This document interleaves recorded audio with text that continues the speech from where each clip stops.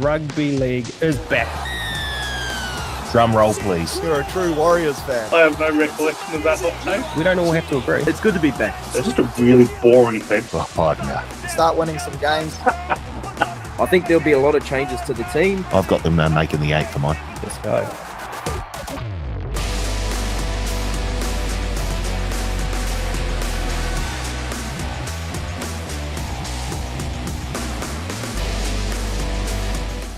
Hello, folks, and welcome back to the Advantage Line, TAB's Rugby League betting podcast. My name is Karl, joined in studio not by Paul Moate, but by a guest who is the first guest in his own studio, in fact. Yeah. Searle. Huge. First person in the studio, and I just happened to be a guest in my own studio. So, yeah, it's a real privilege. Great to have you up here in the big smoke, mate. When the Uber pulled up, I was a little bit surprised. Out you hopped, but it's great scenes. Yep. And down in Wellington, Paul Moate. Paul, as per, little few technical difficulties before the show started. But hey, it's a podcast. No one knows that. You look like the Grinch with the green screen in the background. Well, everyone knows now, so that's out of the bag. A few technical issues. I think that's a slight understatement, to be fair. There's all sorts going on down here in Studio 1 in Wellington, and we still haven't addressed them. So coming to you live on my laptop. It's a good start. Next man in, Nick Toastie. He is fuming. Been up for a long time What's now. new? I've been fuming for a decade, Karl. But I think there's a fair investigation as to what's user-operated issues in Wellington and what's legit technical issues. I just assumed there was another bloody rugby union podcast going over time. Turn it off, could you turn it on? We'll get to that shortly. And last man in, the great man, the former Warrior, Blake Ashford. How are you, Blake? I'm good, fellas. This will only be, maybe the second time this year the FAB FIVE's been together. So it's good to be back, and all forces joined as one for the international season. Must be pleased not to be on after following a Warriors loss. Yeah, and hopefully not going over the season's futures would also be nice. Oh, no, we did that. It wasn't pretty for anyone. Yeah, sweet. That's okay. Mainly you, though. How good were Para this year, mate? And how shit were the Storm? Storm were awful. Dragons. Yeah. Tough scenes. We will go over the season betting. Hopefully Paul's done that. He promised us he would do that. The panic in his face. Take a look at that face. I'm going to say there's another failed promise. Are you kidding me? I've done it. Oh, wow. Jeez, calm down, guys. He's going to make up some numbers now. There's a very red face looking very scared right there. Before we get to, we'll get some Paul some extra time. Just quickly, a couple of things I want to touch on before we get into it, fellas. There were a couple of videos that went out on our socials last week that featured Teddy in them, and they've been popping off. There was one, if you haven't seen it, Teddy's joined the rugby podcast a couple of times in the last couple of weeks. And unofficial. Sorry, you meant I joined the studio on time. Yeah. And our producer whipped up a quick sort of Halloween related reel, I suppose, suggesting that Teddy was a ghost. And would you believe it or not, people thought we were serious. Teddy, people commenting saying this guy's not a ghost. I've seen him on other podcasts. So I have haunted a few people before in the past, Karl, as you all know, but I'm not entirely sure I'm a ghost-like figure just yet. And the other one was the big debate last week, and I'll ask Searle and Blake here. We're talking about toasties on the Rugby League podcast. Paul went straight bat, sort of ham and cheese, tomato. It's the classic. It's the classic. Yeah. It's safe. Teddy went salami and onion and cheese. And cheese. First time I've ever heard someone having salami in a toastie. Where do you live? Do you live in New Zealand or do you live in 1970? It's a multicultural world now. And then my go-to was cream corn, and then if you add a little bit of bacon and cheese in there as well. Oh, So Blake and Searle, where do you stand? What's your go-to toasty? Lead us off, Blake. Give us something rogue. No, I try everything. So, Paulie, I'm usually in that safe zone there when you've got the kids. Teddy, I have tried a bit of salami and cheese, no onion. I do like the corned beef onion with Dijon mustard in it. That's not too bad as well. Solid. But Corned Karl, beef. I have not tried sweet corn yet, so they could be on the menu tonight. There you go, cream corn. Add a bit of bacon and onion as well. Cheese, deluxe. Beauty. Can't say I'm a cream corn operator either, but much like Blake, I've got an open mind. I'm willing to try anything at least once, and if I don't like it, then I'll try it again. I'm that type of operator. Nice. But my go-to lately has been, the Tegel shredded chicken. Yep. Chuck that in with some onion, some cheese. Yep. It is elite. Underrated chicken in a toasty. Oh, yeah. Like Big time. those rotisserie chickens, I usually kind of get a piece of and just kind of get into those with a bit of cheese and onion in the toasty. Very Yeah. And if you're putting tomato in, you just don't get it because it always is way too hot and you're going to burn your tongue. So if you're putting tomato in, you need to go back to toasty school. Yeah, tomato in a toasty. I know the ham cheese tomato is a classic, but it's actually wrong because it ruins the toasty because you can't have the toasty for 15 minutes. You got to open it up to let the steam out of the tomato and just like too long. And then you don't have taste buds for a week either. It literally ruins your whole week. We might kick this toasty pod into next week. And Could be its own podcast, I I reckon. think so. Well, that's it. Just wrote.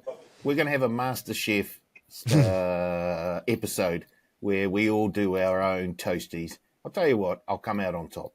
I don't think so. I've always been confident. I reckon if I was to open a shop, some sort of food shop, it would be a toasty shop, and I would kill it. You'd want to open it in New Zealand if you're going to have bloody cream corn options on your toasty because that stuff's not going to fly anywhere else in the world. Anyway, let's move on. This is a rugby league podcast. Another thing we touched on last week, Teddy, we talked about the Kiwis and the halves pairings and why hadn't Stacey Jones called Shaun Johnson. Unbeknownst to us, 2 hours later, the phone call was made. Shaun Johnson is back, baby. How good. It was... I didn't realise he hadn't played for New Zealand in 5 years. It had been a long... I knew he'd kind of been on the outs, but thought, that's footy works. It's kind of, you're on the outs, you're in the ins, you play every now and then. What a great farewell for him. Like, what a great story. Like, obviously, it's a fair downgrade on not having Jerome Hughes there, who's best player in the NRL this year, but but still an all-time legend, and he'll leave nothing out there. It is fantastic. Would have been great to see them together, but without Hughes, it gives New Zealand a great shot, and it's going to be the story of the tournament, surely. SJ, wonderful. I think so. I reckon Searle thinks so. I'd say even Paul thinks so. Blake, what do you think? Yeah, I'm like that as well. I don't think he can hurt his legacy or hurt anything he's ever done by going in here. He can only add to it. So why would you not put your hand up? Your last hurrah, international series, trying to beat the Aussies again, and the Tongan side, which is pretty strong. So I think he can only add to what already is probably a Hall of Fame career. I saw some highlights of you over the weekend, Blake. Would you put your hand up if you got the call? No. I forgot how bad it was playing. Mate, I'll tell you what, I got put on a highlight reel. I came out to put a hit on Albert Vetti, who's now quite a large man. And he was never a small man. I ended up on my backside. So I always seem to get put on the highlight reels for the wrong reasons. But, it was not fun playing against I saw a breakaway try. Hey? I saw a breakaway try. Not by me, it wasn't. Okay, sure. Yeah. Rocking the same haircut just so you get mistaken as some flyer down the wing, eh? That's smart stuff. I think they did get the names mixed up, which possibly yeah. could have helped me in the stats in the Supercoach arena. Well, I think Peter Hickley's been suspended, hasn't he? So probably an opening there for you, Blake. That's one of the great segues because it was How next does he on the get list. suspended for that? Yeah, it seems a little bit over the top. Oh, it's crazy. Yeah. Good for New Zealand rugby league, though. 5 weeks, 3 weeks if he challenges it successfully, and the winger didn't even go off. The doctor didn't pull him off. He let him play on. So he wasn't actually knocked out. So what's the argument, supposedly? Well, dangerous game. I remember Trent Waterhouse did that in an Origin game. He picked up Steve Price. I think it was Steve Price when he was kind of cast on the ground. So, I kind of agree with you. Like, it is a bit over the top, especially with all this diving and faking that goes on these days. But, the one day when someone is seriously hurt and someone picks them up and it goes wrong, well, then that's going to be catastrophic, isn't it? So. Didn't even pick him up though. No, he just moved his arm and then signalled to the sideline. Like, he was just trying to be a good bloke. That winger came in looking to start something too. He needs to be drug tested. He's on the testosterone if he's angry about that. It's true. He reminded me of a referee though in the WWE when someone's gone down to the sleep and they've got to put look for the 3 count with the arm. Last one before we get to Paul and the betting update. Marcelo Montoya, now former Warrior, heading home back to the Bulldogs. We'll go to the man in the Bulldogs top. Teddy, you must be thrilled. Jesus Christ.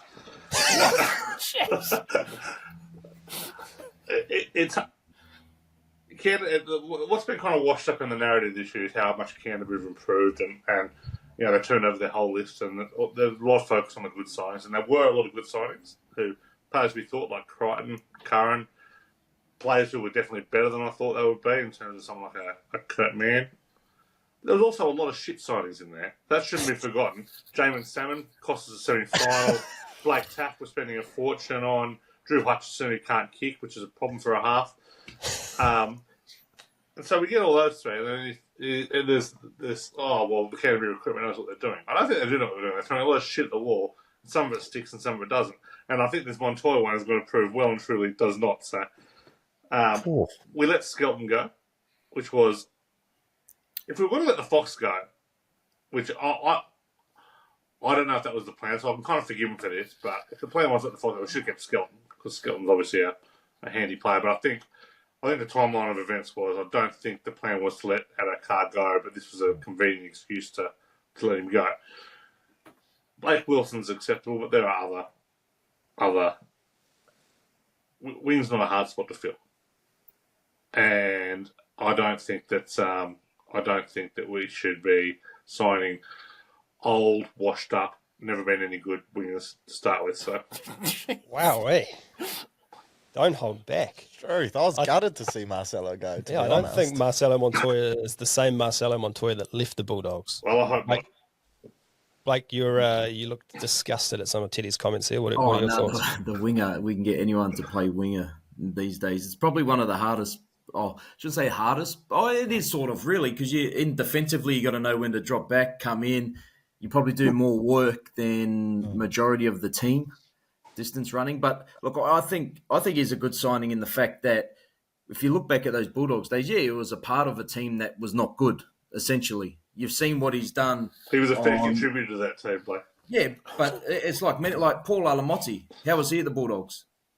Not very good. How was he at the Panthers in a good team? Now the Bulldogs are starting to come good. I think you might see the best out of Marcelo, just like you saw when he was on the finishing touches of a Warriors backline that was destroying teams last year. So I think it'll be a good signing for the Dogs. I hope you're right. I hope those words are getting replayed next year after he scores 22 tries and a hat-trick in the grand final. Your words will be getting repeated, yes. That's what I'm hoping. Okay. I'll be very happy to be wrong on this one. Very happy. Let's clip this, please, producer. Put it in the bank. All right. This is what everyone's been waiting for. Paul Mawata, you are up. Let's go through the season betting results, please. Yeah, where do we go? Okay. You tell us, mate. One job, Paulie. We'll start with Blake, shall we? Yeah, we'll start with Blake. I can tell you, last week for the grand final, he had either team 1 to 12, Katoa to score a try, Cleary to score 6 or more points. No good there. And he also had Ali Katoa to be the Churchill winner at $34. He finished the season down 752.40. Surely. Well, what do we say here? He missed more weeks than Nathan Cleary. But they compare me to him as well. I'm also not wanted at Wigan, unfortunately. and I never put down minus 100 for every week that he missed. So it's not a real, I guess, Did I win it? a reflection of how he actually went. Last week, he had Cleary 4 or more points, Meany 4 or more points, either team 1 to 12, To'o to score a try. In that same game, multi was $3.53, no good. He had Isaiah Yeo to score the Churchill, to be the Churchill winner, no good there. That was close, though. Give that some respect there, Paulie. Don't just write that off. I hear, and he had either team to win by 1 to 12, $80 on that. That was successful, but in the end, he came out in the negatives for the season, although we didn't count the weeks that he didn't have a bet, and he came out minus 123.97. I'll take that. That's one fast horse away from being in the positive. I'll take that, mate. It's probably more like minus 1,100 and all the bets I didn't send to you, it's because I was cleaning up and I didn't want to embarrass you blokes, so I just thought I'll keep them to myself. We'll go to me next. In the grand final, I had Cleary to score a try in the last 10 minutes, no good. And then I had Cleary to score a try and the Panthers to win. That was a boosted option. That was no good as well. I finished the season at minus $1,887.86. Well, hang on, can you just say that again? Because I feel like you just glazed over the top of that with that tone of voice there, and just we'll move on. But what's the total? We'll look at Teddy now. Teddy had 4 bets in the grand final. Cleary to be the Churchill winner. Panthers to win by 13 or more. Alamotti to be the first try scorer. And Cleary to be the last try scorer. You sure it wasn't the other way around? No, it's definitely that way. And Teddy finished the season minus $8.20. Nice, Teddy. Nice, Teddy. that's And respectable. we'll finish on a high. We'll look at Karl now. Karl, any winger to be the first try scorer. Unfortunately, Harry Grant stopped that one. To'o and Howarth both to score tries and either team to win by 1 to 12. That was no good. And Munster to be the Churchill winner. No good there. Karl finished the season $173.61 to the good. Well done, Karl. It was one of... I like to see a trend line on that because it went down significantly over the last 10 weeks, but we all struggled over the back end. Week 12, I think I had $1,000 in the good. And there was a slow bleed. I'm just more impressed that there's 27 rounds plus maybe 4 weeks. So 31 weeks, and Paul ended up 1,800 down. That's what I'm more impressed about. It's amazing. It's a good feat. Based on what I've seen from him, his later roles, I'm going to factor he probably didn't put tips in for 7 to 8 weeks. We might have to open up auditions for Paul's seat next year. It should be a hot seat. If he wins a bet, he stays. If he loses, he's gone. Someone else comes in. Getting a bit too comfortable, I think. First part of the interview, can you open a laptop?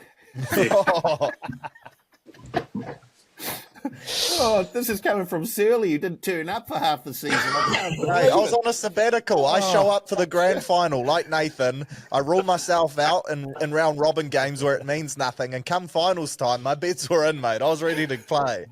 Had a bad shoulder. All right. I've got a little game. We're going to do a blind ranking for you guys. Uh-oh. And I'm going to go, it's a blind ranking of Australian one-test players. There's a lot of them out there.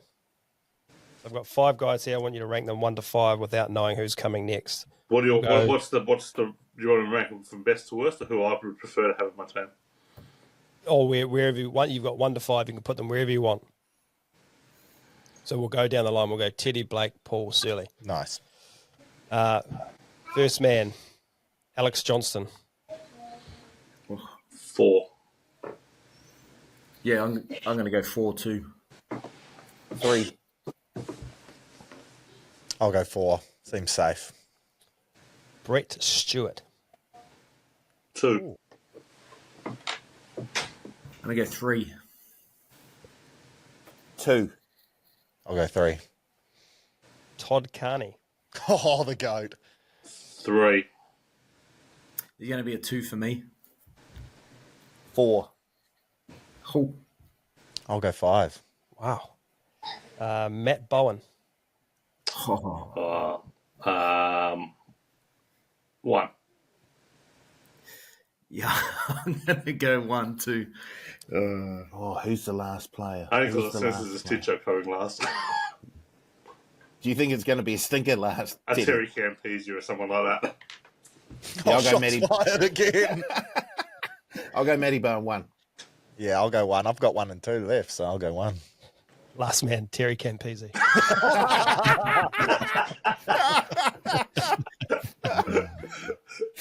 This was not a stitch up. This was. Alright, maybe I have a skull. He's my 2, mate. That's a famous Australian sporting last name. I'll take it. Is it? No, it's in a code you don't follow, mate. But yeah, That's great. So where does he end up for you, Blake and Paul? 5. I only had 5 left, so Yeah. 5th. Yeah. I'm very happy with those rankings in the end. Yep. All right, I've got one more. I've got Kiwi fullbacks. oh, Same order. Are these one test wonders? No, they're not one test wonders. Sorry, just Kiwi fullbacks. Lance Hohire. 5.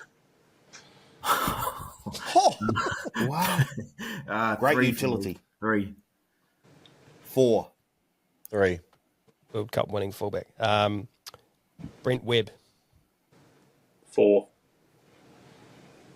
Trying to think. I'm going to go 4 too. 3. 4 for me.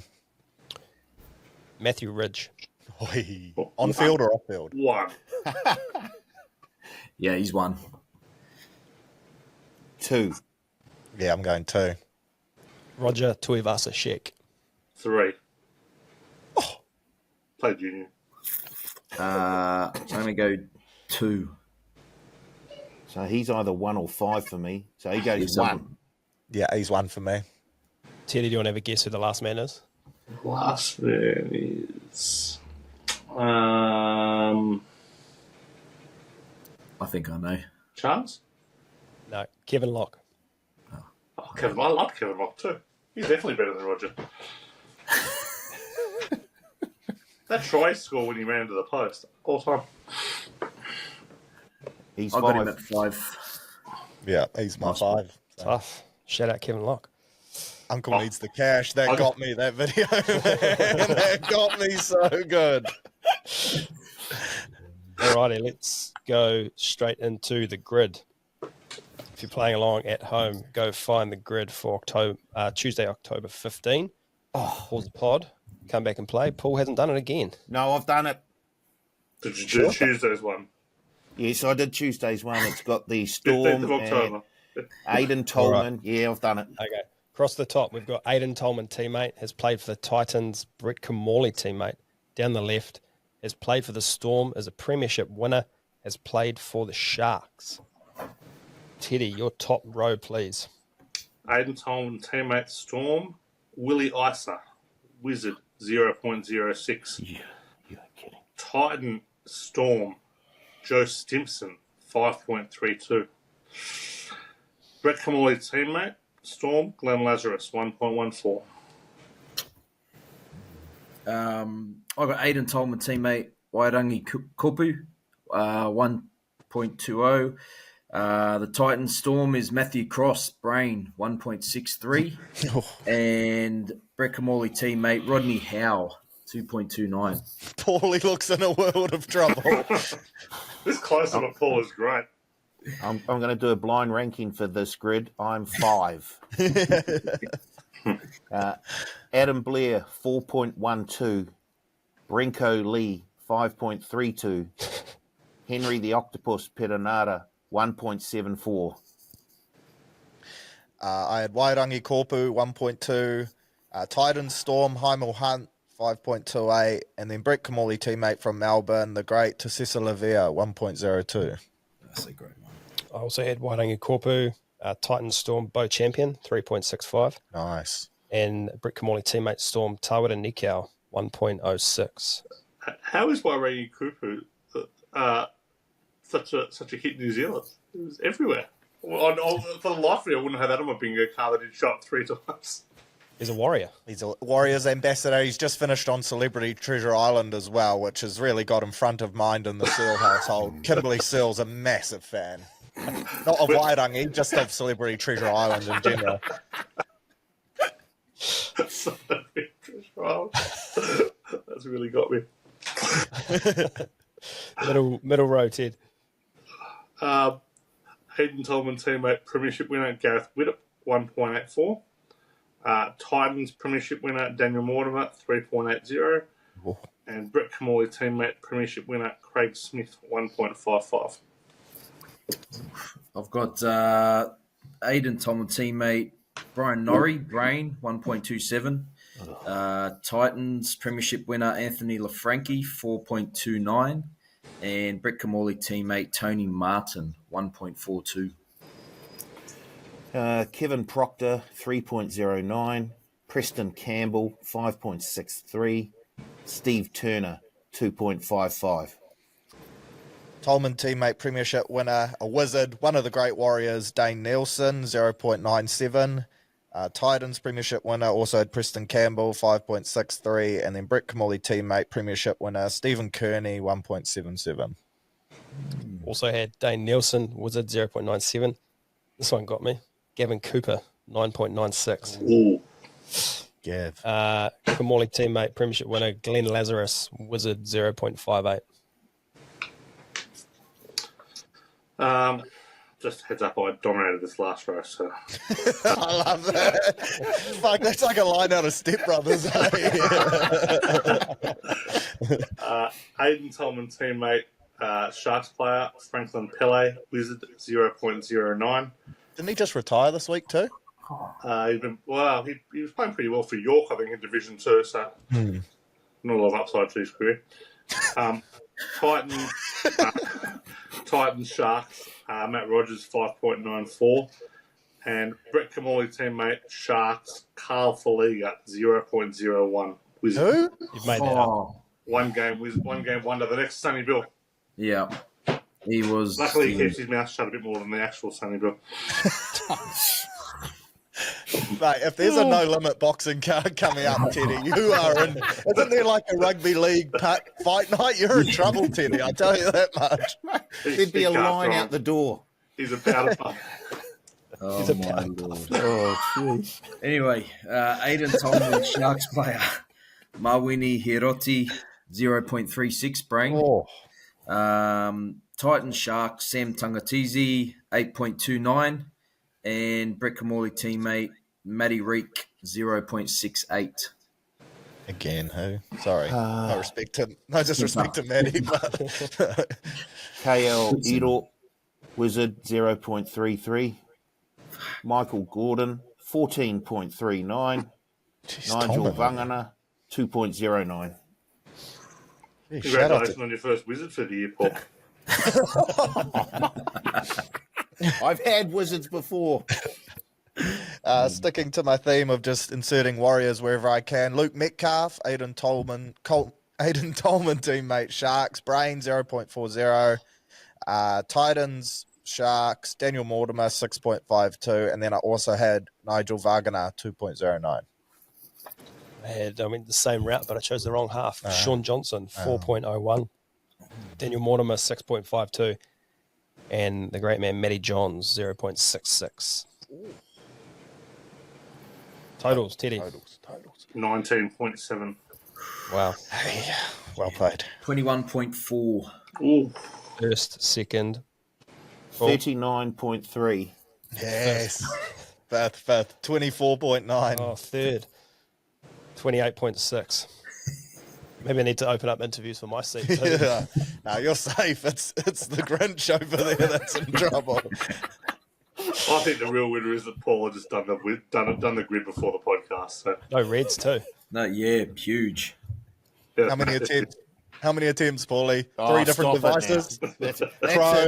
Chrome, Safari, phone, iPad. Got it. What did you just say then? What are those things? And Paul, you know what? In Paul's defence, he might be right there, Shirley. I'm not sure he does know what those 3 things are. Yeah, true. Paul's trying to do it on a bit of pen and paper. All right, let's preview some international footy. Before we do, can you guys name the top 10 rankings of the international footy teams? I'm going to guess New Zealand will 1. No, It'll be Australia. Australia. Even though we pumped them 30-0. Yes, exactly. It's a bit hard to get overturned. England 3 or Samoa 3? England 3. Samoa 4. Tonga 5. Yep. PNG Fiji. 6. Fiji 6. PNG 7. Cookies 8. No, Cookies 10. Lebanon. 9. Ireland. No, Italy. no. Wales. No, Scotland. no. USA. You're missing an obvious. What was that one? Greece. No. Wow. USA. Come on, guys. Jamaica. Are we thinking like France. Oh, France? France. Shout out to Rocky Elson. Well, that's Sean Claire. Well, we got there. We sort of. Sort of. So I'm not sure how the rankings are actually done, but Neither of the people who do the rankings, so no. So they've that's got the rankings, and then they've got like a percentage next to the team. Australia have got 100%. Then New Zealand, What? New Zealand 82%. England 80%. Big drop down to Samoa at 67%. Then Tonga 49, Fiji 47, PNG 46%. That doesn't feel right, but No. How can you be 100% after losing 30-0 in your last test? Yeah. not sure. Not sure. Anyway, Australia are playing Tonga this week. $1.14 Australia. Tonga 5.75. The Australians are 17.5 point favourites. The total points is set at 48.5. Teddy, have you got some stats before we look at the teams? Not so much. I won't say I've gone too heavy into the stats because they just don't really hold up. There's a couple of little stats, but the real interest here is the team list. But these guys have played 3 times in the past. Tonga won in New Zealand in Auckland in 2019, and in 2018 lost by just 18 points. So surprisingly, they haven't played in the last 2 World Cups, which is reasonably interesting. But yeah, I don't really see a way Tonga getting flogged here. Last year they lost by 4 and 10 in the first 2 tests. They toured England, so they didn't play in this tournament. And they've not lost a test by more than 22 since 2016. So that was kind of pre-Tormalolo and Fafita and that going across. Coached by Christian Wolf, which is a big in. Do you want me to go through the teams now, or do you want me to leave that and come back to it? But they're the kind You go, you cook. Yeah, so I think it's fair to say the Tongan pack matches the Australian pack with the exception of kind of Harry Grant against Saliva Havili. But Searle Blake's the best prop in the comp, close to. Eli Katoa, Homoli Olakuatu would be 2 of the best 4 or 5 back rollers in the NRL. You know, Jason Tormalolo and Felice Kafusi are kind of exactly the kind of guys you want to mix with that, right? Kind of tough, hard-headed, not going to take a backward step. The back line's so strong that all they're missing, that Tolu Kola can't get a run. Now, Kola would have been a walk-up start in most of his Tongan team. Hopaway is going flying at fullback. Alamotti had a great grand final. Tupou and Katoa, great quality wingers. And for once, and this is where you usually see some downside, I can get to the Fiji game a bit later, but it's the halves that are usually the problems for these kind of Pacific Island nations. Isaiah Katoa is a super young talent. And Tui Lolohea is, he's been going around for Still playing 100 years. So, and he's a genuine half, which is good. So I can see Tonga really taking Australia. And this Australian team is not the Australian team from yesterday. This is not the veteran Australian team that will will go and kind of know what they're doing. Like Tom Dean and Mitch Moses are obviously two very, very good players, but this is a big step for them now. Turbo hasn't played for Australia since 2018 on that thing. Dylan Edwards, Hammer, Zach Lomax probably didn't finish the season off as well as they started it, so they're probably form a little bit down there. Not knocking Australia, but I think the line is ridiculously big here. Yeah, I agree. I think that was the thing that jumped out to me was how big the line was. Blake, what are your thoughts on this? Yeah, look, I think Teddy hit the nail on the head there with the halves of Tonga. I think that's the only real letdown. There are obviously other things I would rather as maybe a Keon Kolomatangi at lock instead of Tom Malolo. Yeah. I think he offers a longer period of time out there, more youthful, and then you could probably start Tom Malolo on the bench or starting prop. The other thing with the Aussie team, I'm just confused when Mal Meninga said, I picked the team from Origin, because I don't remember Tom Trebojevic playing Origin. I do remember Bradman Best having an outstanding game in the Origin series. So I'm just... I don't know why we wouldn't have Bradman Best in the centres, to be honest. I would be having him there.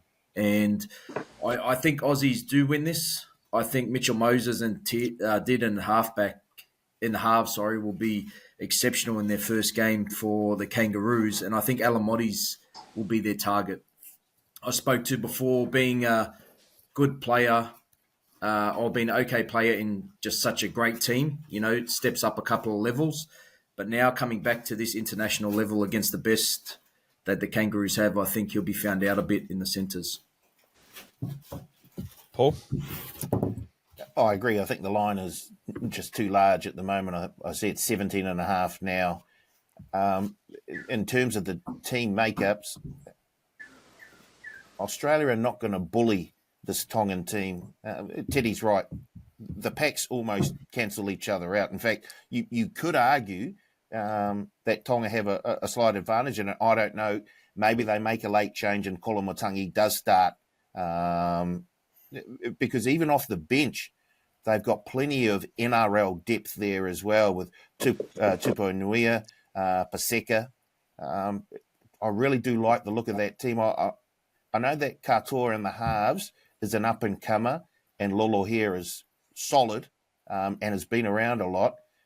That's the only real, matchup that I don't think they match up very well against the Australians, as well as Havili and up against Harry Grant. But the forward pack just looks massive, and it doesn't look like there'll be a let-up when they start to bring on the interchange players. So I really like the look of this Tongan team, and that 17.5 just appears way too large at the moment. I think they can win the game. Look, I don't think they're going to, but I think Tonga can win the game. I think they've got enough there. If things go right, they could win the game. So 7.5 seems a gift, to be honest. They're not Australia, not a huge pack. Like, there's a lot of running in those legs, but it's not like, yes, you look at the stats, those players all make, more than 100 metres a game, but it doesn't seem like they're the hard running forwards you're looking for in Test footy, silly. No, when you're going Paddy Carrigan at prop, Isaiah Yeo can play a bit of time at prop as well, but you're going for versatility, for ball playing there. It's pretty skillful, but once you've got Searle Blake and Paseka in that charging down your lane, it can be hard to stop. The kinks in the armour for me, like the others have mentioned, the halves, both quality players, but can they deliver on this stage? And then that combination of Havili and Sonny Luke.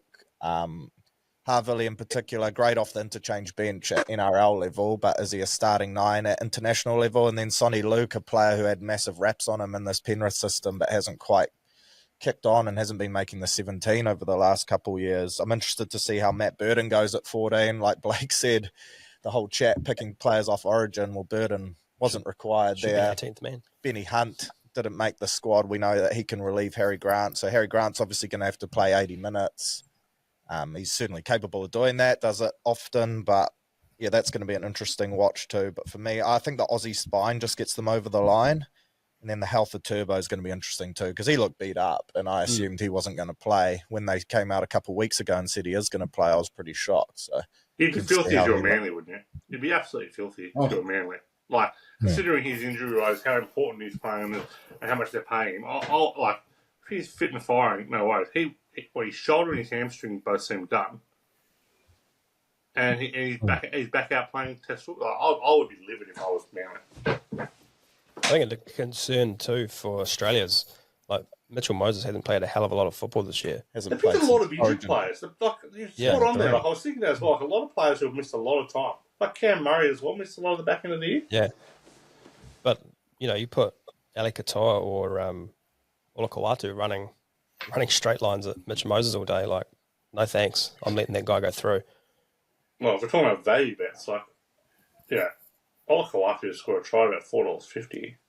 Like, exactly. I think he'll be spotting up Mitch Moses all day. I know Moses tackles hard and it's plenty to prove, but gee, it's a good bet.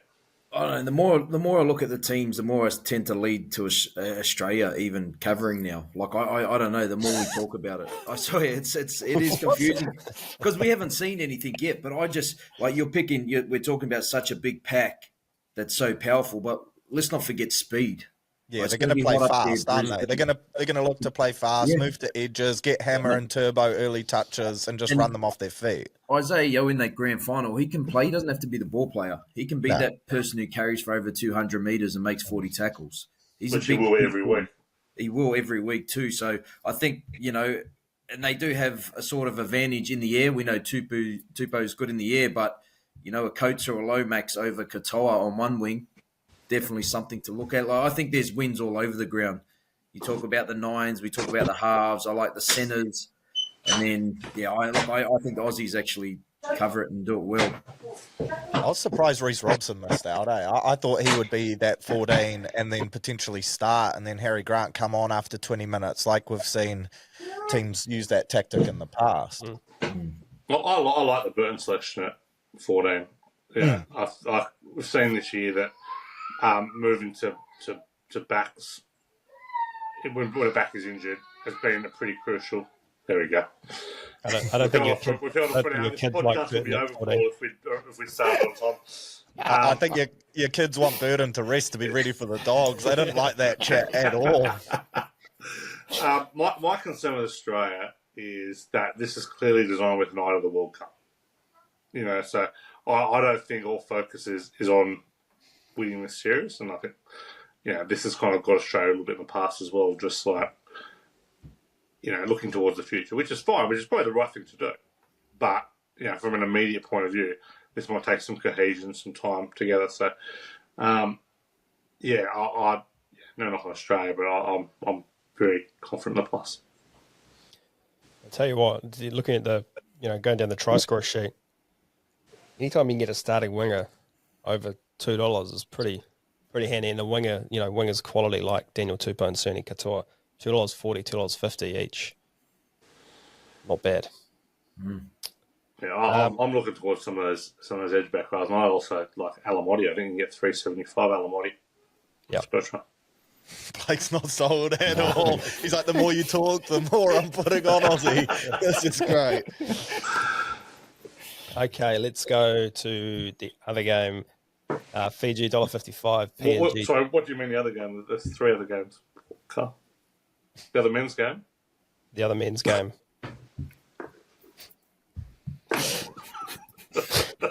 Back foot? I'm looking at the odds. I'm looking at the odds sheet on the website. Yeah, there's just the two games. There's just the two games at the moment at the time of recording. Okay. Fiji $1.55. PNG $2.45. Fiji 4.5 point favourites. The line 47.5. Teddy, your thoughts here? Absolutely ridiculous line, and PNG are the bet of the week. Plus 5.5. They are. This is a line based on a few shining stars being put out there for Fiji. They've got Kikau, Sivo, Kamakamika, Jennings, Taruva. Does not matter. There are some huge red flags against Fiji, and this is a team going against a pretty seasoned Cornwall's team who are missing their best player, Edwin Apape, who's injured and won't play. But have a proper coach. I know not a favourite one, but proper coaching Jason Demetrio. Lachlan Lamb and Karl in the halves. And they've got a great pack with Reece Martin and Jack Bell. And Reece Martin's had another great year in Super League. Fiji have been coached by Wise Katavarata, who in all his wiseness has decided to bring Michael Jennings, Jared Hayne into the outfit to coach. They had a warm-up game yesterday against the Tonga women's team. A full contact warm-up game against the Tonga women's team. I saw it, and apparently the Tongan woman put some shots on. Yeah, so that's where we're at right now with the coaching. That's the level of intelligence we're working with here. The spine is downright, but Taruva is obviously a good fullback selection, but Kevin Nagama was a long way past his best and was never a half at best at times. Kurt Donahue is I've got no idea I didn't know Kurt Donahue could throw a pass. He's very much like a tackling machine. He's not and that's not being critical of Kurt Donahue, but he's sounds like it. His role at the Dolphins pretty critical. Is to tackle. Right. So having it as your starting halfback and presumably the kick, because Kevin Nagama's not going to kick him, is a concern. And the hooker, Penyoni Tuimu, is a fringe New South Wales Cup player, mate. Played 4 games off the bench for the Bulldogs this year in New South Wales Cup. So he's not it. So we're talking low levels here. Since 2022, so since kind of we've been back post-COVID, Fiji are 1-5 against kind of Tier 1 nations in PNG. PNG flogged them 32-12 in the final of the bowl last year. Got a better pack, a better bench, strong halves pairing. Back line that can compete. I'm just chips in corners here. Jack DeBellin. I've completely bypassed his name on the team sheet there until you said it. Playing lock. What the hell? How does... It seems racist there for you. So. No, it's... Wow. Teddy versus Karl in your no limit fight night. Are we not allowed to have white guys play for the PNG? So? We absolutely are. But I think he might have been born. His dad might have been born over there when they were stationed over there in the military somewhere. So that's the link there. Right. Okay. Gotcha. He played for them. I don't think he played at the last World Cup, but he played for them last year. Yeah, he's played for them before, right? Yeah, right. I missed that. Shout out, Jack. But they've done a good job, PNG, at kind of bringing back some players with some links. So Alex Johnson would play for them this year if he was fit. And it's done a world of good for him. It certainly added a kind of new level of professionalism to them as well. Obviously, the Lambs have got a long history there as well, but having the Labots down there, they're really going to miss Zach Labert, who was outstanding for the Centers for the Cowboys this year. So yeah, I'll miss him. Yeah, right. Okay. Blake, your thoughts on this game? Yeah, I'm much the same as Teddy. Looking at it, look, I like the +4.5. Just a bit of cover there in case Fiji do pop up and turn up, as they do many times. But look, I think the forwards they've named are strong. We got to see Simbeacon in the New South Wales Cup versus Queensland Cup grand final. He was in the back row for the Devils, I think, and he was outstanding. A try scoring machine. Reece Martin, Jack DeBellin, Alec Winicki from the Titans as well. And look, the thing that sold me really in this game was the halves. Lachlan Lamb, Karl Labert, good kicking game. Lachlan Lamb can organise, can direct. He's an out-and-out half. He's playing there week in, week out, where I just think Fiji have good backs, good forwards, but try and put it all together, I just don't think is there at the moment. So I'm leaning towards PNG in this one too. Unfortunately, no. Teams haven't been translated to betting yet, so there's no try scorers up just yet. There are some markets around the place, obviously, overseas venues that you'd never go with, but some pretty good prices out there. Particularly on some of the PNG players, like Robert Darby, you can get better than even money on. He scored 7 tries in 8 games this year on the comeback from injury. Elijah Roltinga, he scored 10 tries in his last 8 games, and the Hunters in his debut season. So I'll be working around those wingers. for PNG. Yeah, nice. And Reece Martin is a good try scorer. He's got double-digit tries in 3 straight years for Leeds.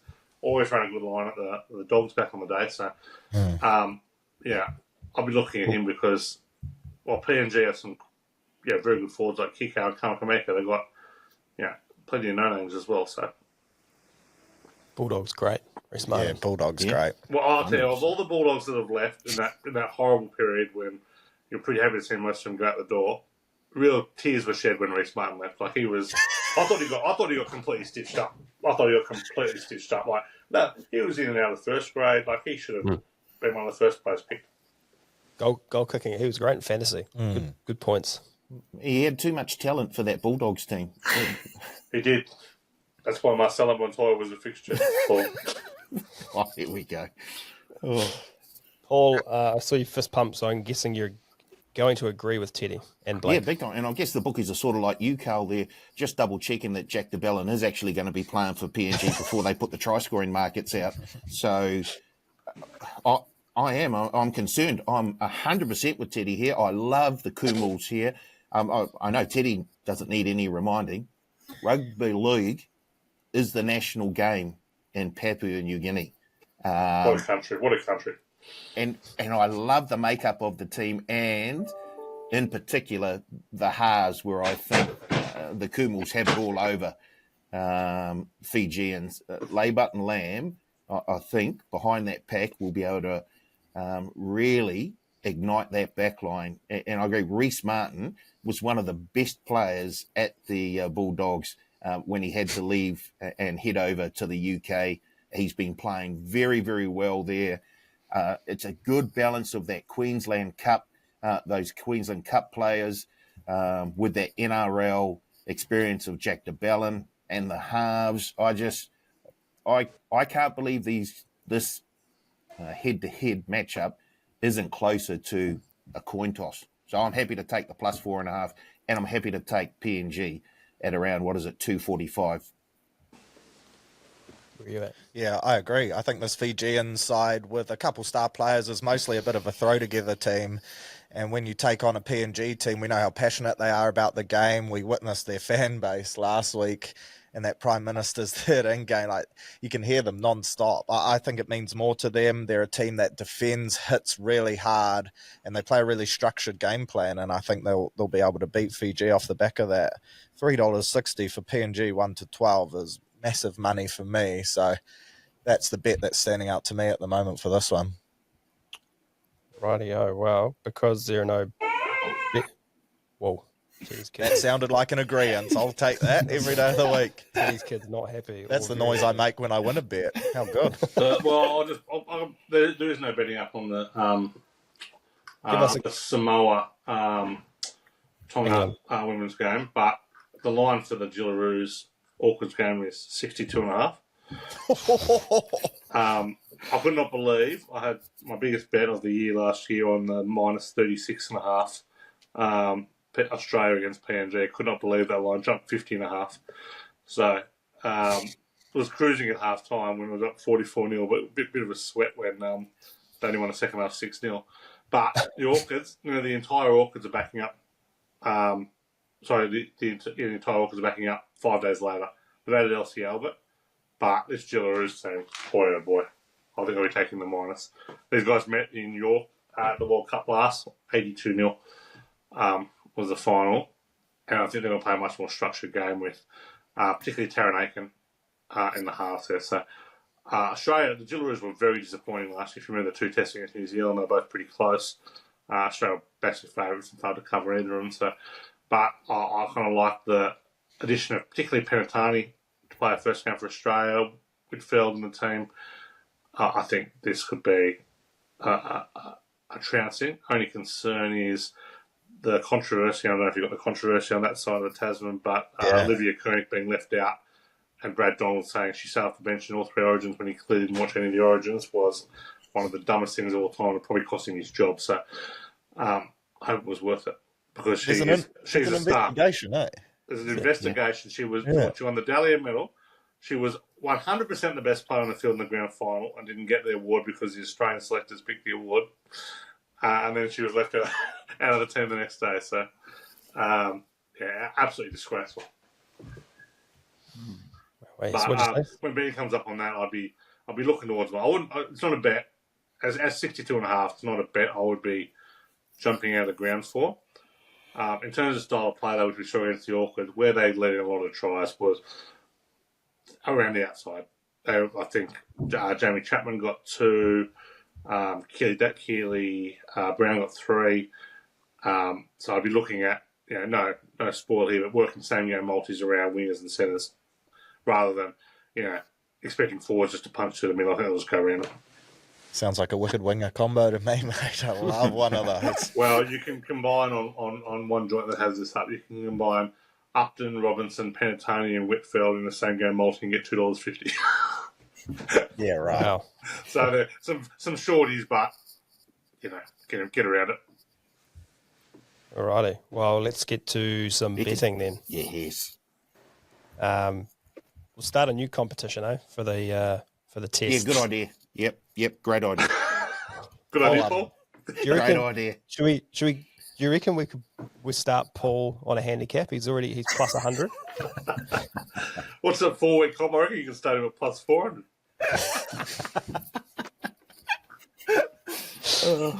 We've got $100 each.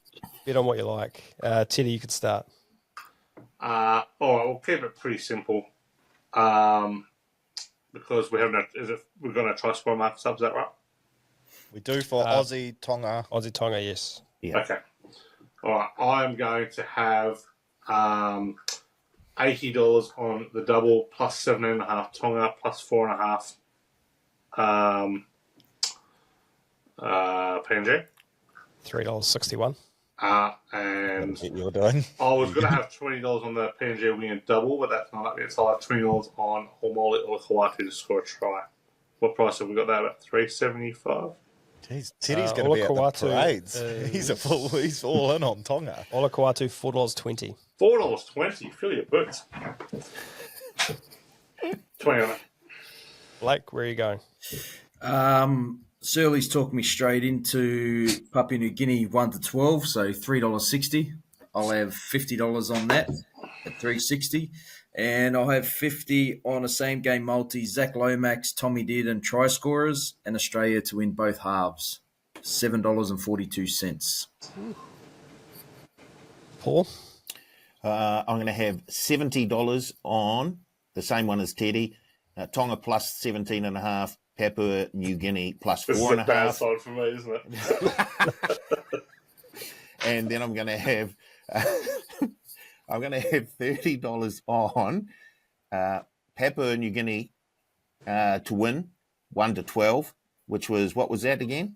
$3.60. Paulie, go 13 plus, mate. Try something a little different. This is going to hurt you guys. He's trying to bring us all down. I'm going to take, what did I say? 1 to 12 PNG into Sione Katoa to score a try at $2.50, and $30 goes on that.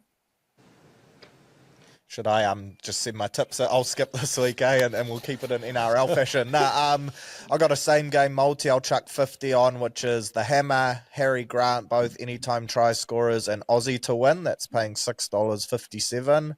I'll chuck 25 on PNG 1 to 12 at $3.60, and then I'll chuck 25 on the Hammer, first, second, or third try scorer at $3.70. Loves playing centre, loves the big stage. Love the Hammer bet. Yeah, that's a great Nice. I've got 3 plays myself. First one, 50 on the plus double at $3.61. Can I redo it? I don't want to be on board with everyone.